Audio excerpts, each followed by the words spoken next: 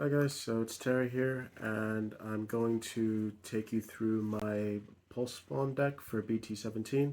BT17 gave the deck a lot of new support, a lot of really good support, and I think it's definitely a deck you should be looking into. Yeah, so let's begin. So starting off, we're just doing for our eggs, we have 4 BT17 Baby Bomb.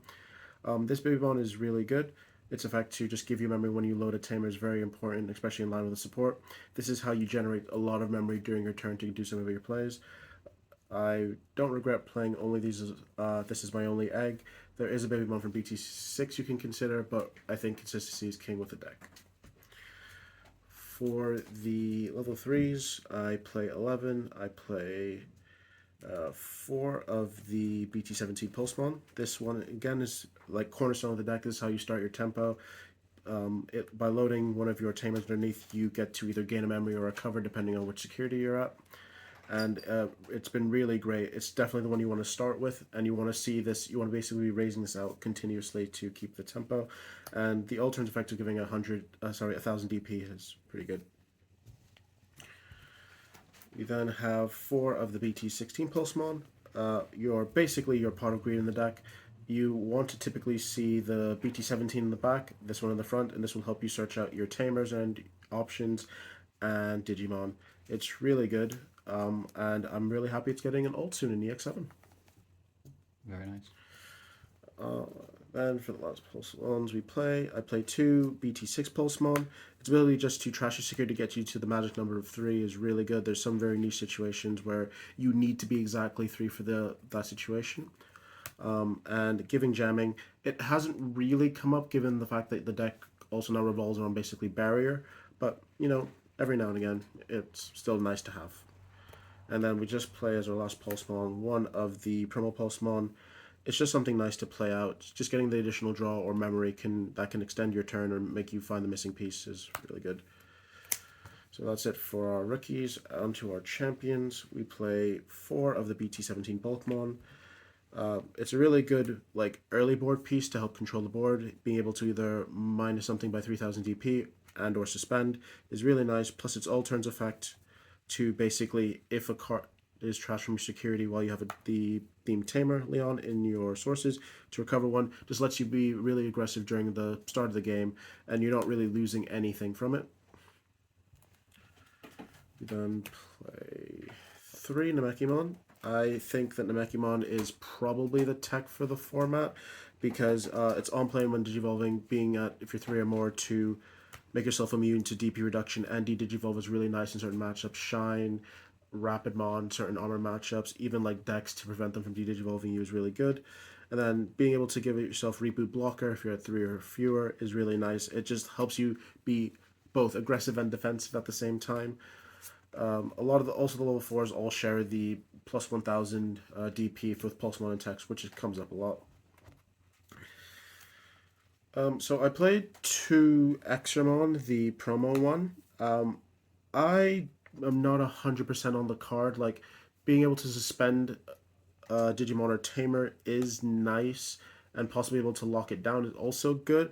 But so the niche thing with this is that a lot of your level 4s are on play, like the Runnermon and so on. But this one is only a 1 Digivolving effect, which can be kind of iffy, and it's inheritable to like suspend a Digimon with less DP if it's suspended.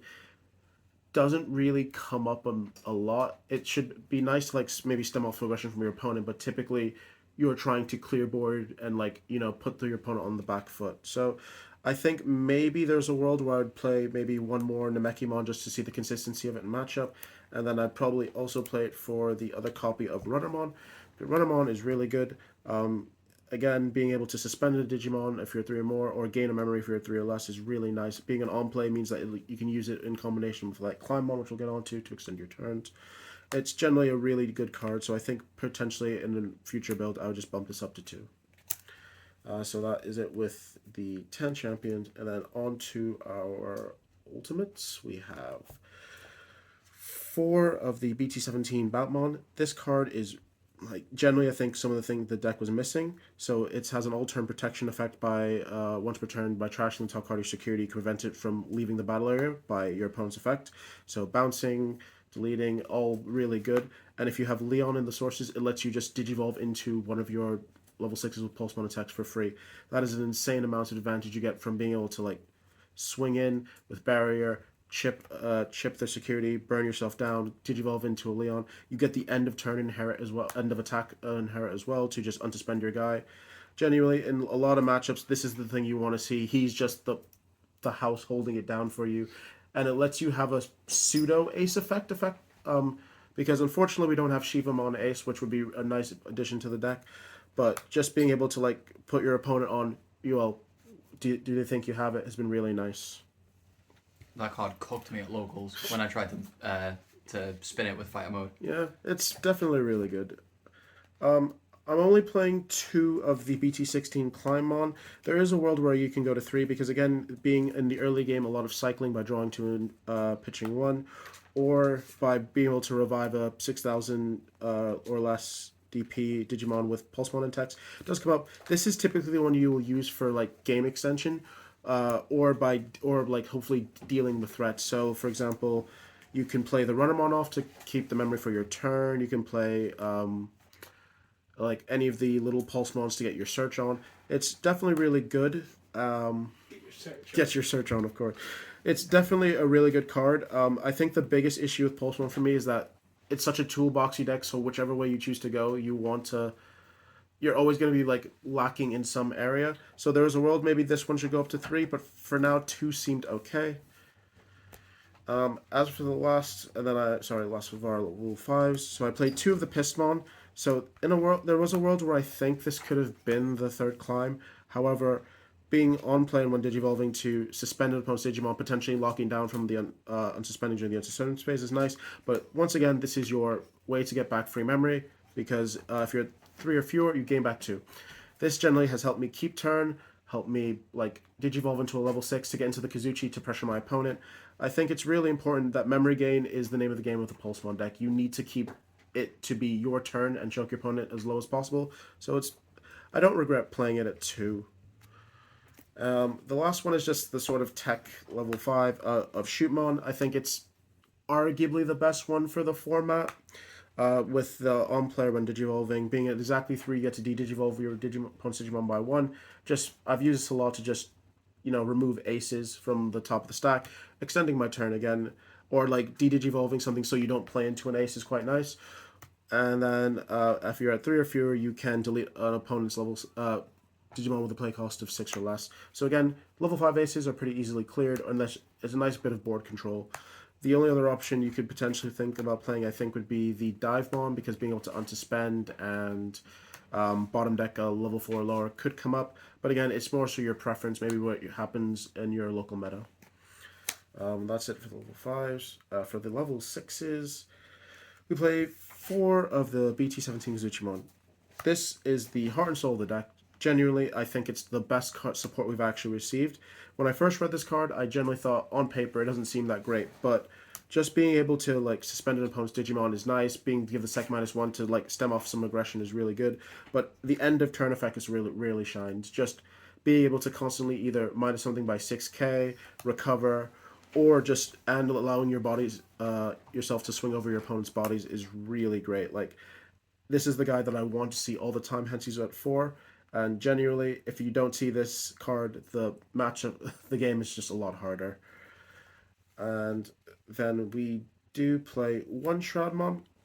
So Shroudmon's a nice secondary. He's sort of here more as like the tank, because just being able to sort of sit there and not be removed by your opponent's effects by trashing your security is really nice. The on deletion to recover up to 3 does come up a lot in like sort of niche matchups. And just generally being able to do either minus 7k and delete unsuspended, it's nice to have that additional bit of removal. There may be a world where I'd want to put it up to 2. Like, for example, I played against Demon Lords a lot, and I think this card sitting there is probably a lot more beneficial in that matchup. It's a little bit harder to clear. But for now, 1 has mostly worked out. So, on to our level 7s. We play 1 of the Fenrir Lugamon Takumi Kazuchi. I'm not playing as you can see, the actual Fenrir from BT17. I just think that it's just more of an unnecessary brick for the deck. Like, sure, if I was playing more Climons on which you can Digivolve, that's fine, but it doesn't really make sense to me. This is not the win con of the deck. It's just a finisher. It's just a way to either clear up bodies, get the emergency recovery, or just try to finish the game as soon as possible. Um, I think one of it's fine. Like, you don't need it all the time, but when you do see it, it's obviously really good. The only other thing I tried was one Quartzmon from BT12. Honestly, it hasn't really come up that much in a lot of the games I've played. It sort of felt either like I was either winning or losing, so it didn't really impact it. For what this slot can be, it obviously could be another Takumi Kazuchi if you're that way inclined, but I think what the deck really needs is an ace, just something to surprise your opponent. And I think one of the suggestions we decided on was like the Tribumon ace, because getting the DP reduction, persisting DP reduction is quite nice. The alliance to just help push aggression is really good, and because you play a lot of green and yellow, both level 4 lowers, you can sometimes get like sneaky advantages of dropping a Runnermon, suspending a guy, stealing a memory, as well as getting that advantage, or just getting the Pulsemon for the search. I think that would definitely be what I would replace this slot with. That's it for our Digimon. Onto our Tamers. We just have 4 of the Leon Alexander for BT17. This card, again, is a really great piece of support. It's nice getting our own version of AG. Just if you have a Pulsemon in text starter main, getting a memory. This is, again, crucial to your game plan. Like, the amount of memory you can gain between Bibimon, BT17, Pulsemon, and Leon is insane. On average, you'll start your turn with on 5 memory, which means you can always get up to your mega levels. And also, it just has the ability to, like, obviously Mind Link and give Barrier and Blocker. So, standard for the Pulsemon line. And then we just play 2 of the Hacker Judge. It's nice to have a memory fixer. I don't think I would, like, change these ratios because you much rather see the Tamer that stacks than the one that doesn't. And again, you can always load it with your Pulsemon for free, so you're not really paying 9 times out of 10 to play it. These are the only 6 Tamers I play. Then onto the options, I think the most standard will be the 4 Hacker's Pride. It is generally a great card, just being the search for basically any Pulsemon in text is really good. It can search additional copies of itself, so you like that redundancy. But the delay effect is, I think, something the deck really needed. This allows you to get to whatever threshold you need, because by removing the top card of your stack to put it to the top of your security, you gain 2 memory. It just lets you do some really insane things. I've been able to trigger Kazuchimon 3 times in a turn. Like, giving something sec -3 has been insane. This is the card that gives you the security manipulation and management that you need, because before you'd have to consider playing things like tactical retreat or being able to recover, like randomly recover. But I think this card is, again, one of the cornerstones of the support that we've received, and I definitely think you'd have to play it at 4. The last 3 slots in the deck are kind of weird. I tried out 2 Digivolution plugins S. So the issue you find with the deck is that because of the colors you have to play, you can't really play like trainings or boosts. There's more likely a chance that you bottom deck your pieces. I think Digivolution plugin works with the fact that a lot of your cards are green, so you can naturally use it without a tamer. And just getting that additional draw and Digivolution for free has come up. Again, making my Kazuchi cost 2, making my level 5s cost 2 is really nice. And the security effect just to search your top, look at the top 3 and add a Digimon and then add this to your hand has come up in really good matchups. Just as an overall search and tempo card, I think it's been really good. And speaking of tempo cards, everyone's favorite limited green option of Hidden Potential Discovered. Again, you're a green deck, air quotes, green deck. It's just been really nice. The funny fact is that the Digimon you're digivolving into doesn't have to be green, so this is typically how you cheese your opponent. You go Kazuchi, you HPD with the random body ideally you have next to it. You go into your Takumi Kazuchi for effectively free because you're getting the memory back, and you can just swing from there. Again, these 3 are flex spots. Potential other options could be like the BT16 Ukomon, because some of the issues you have in the deck is that you want to see your specific BT17 Pulsemon at some point early on in the game, and also when you're not if you miss the Leon Alexander off of it, you're feeling like you're definitely behind. All right, thanks for that, Terry. Have you got any shoutouts or anything else you really want to say about the deck? So I think Pulsemon is a deck that a lot of people should try. The new support has definitely made it really good. I think there's a lot of skill expression you can have with the deck.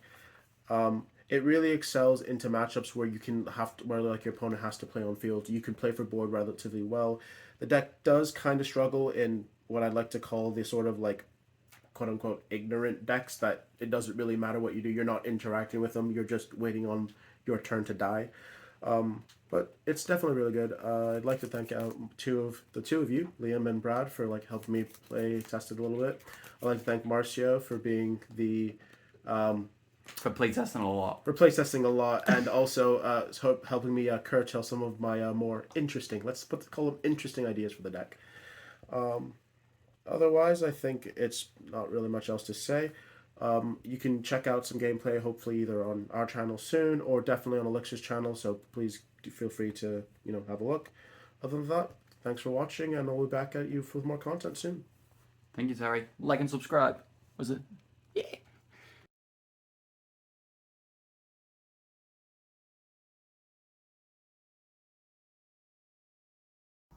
Shh, not a zombie channel.